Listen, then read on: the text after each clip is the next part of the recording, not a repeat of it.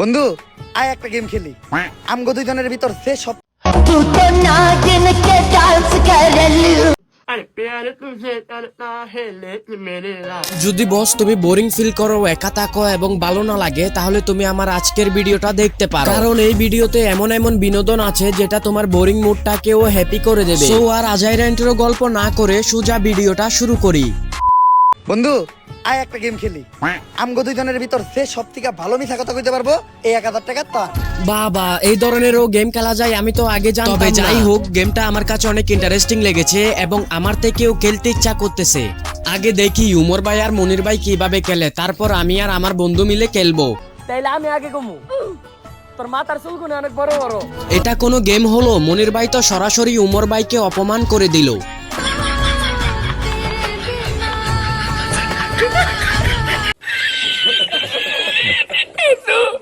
থাক ভাই, গেমটা আমার আর খেলা লাগবে না, কারণ আমি বুঝে গিয়েছি এটা কোন ধরনের গেম। তবে আপনারা চাইলে খেলতে পারেন বন্ধু বান্ধব নিয়ে, অনেক এনজয় হবে।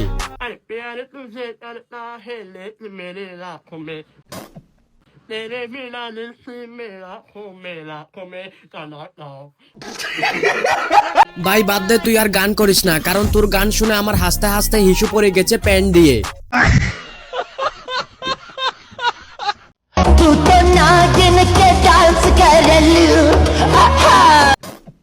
हसीना हो पसीना में कैसे कैसे लोग रहते हैं यार यहाँ। মানে বাংলাদেশ যে কোন লেভেলের বিনোদনের দেশ সেটা আপনারা এই ভিডিওগুলো না দেখলে বুঝতেই পারবেন না। তাই তো আমি আপনাদেরকে এইসব বিনোদন উপভোগ করানোর জন্য ফানি ভিডিও নিয়ে চলে আসলাম। তো বস, তোমাদের কাছে আমার ছোট্ট একটা রিকোয়েস্ট, ভিডিওতে একটা লাইক দিয়ে চ্যানেলটা সাবস্ক্রাইব করে দাও। তোমরা অনেকেই ভিডিও দেখো কিন্তু চ্যানেলটা সাবস্ক্রাইব করো না, এটা কিন্তু ঠিক না। তাই প্যান্টের নিচ থেকে হাতটা বের করে যে যত পারো সাবস্ক্রাইব করো। চলো এবার ভিডিওতে যাওয়া যাক।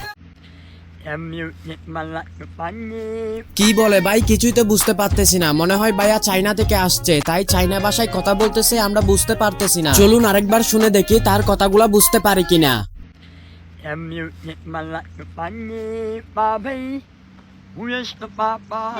সম্ভব না ভাই, কখনো সম্ভব না। অনেক চেষ্টা করে দেখলাম সে কি বলতেছে বোঝার, কিন্তু আমি বুঝতে পারলাম না। আপনারা কেউ যদি বুঝে থাকেন তাহলে কমেন্ট করে বলতে পারেন।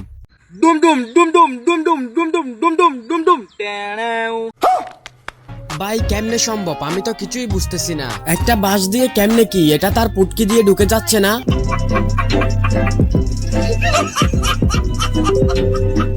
लड़की ने कलवा बोल दिया और छोड़ दिया।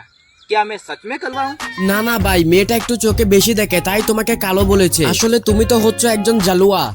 যদি তুমি জালুয়া না হতে তাহলে এভাবে একটা বাঁশের উপর বসে থাকতে পারতে। समझ रहे हो? समझ रहे हो आप? समझ रहे हो?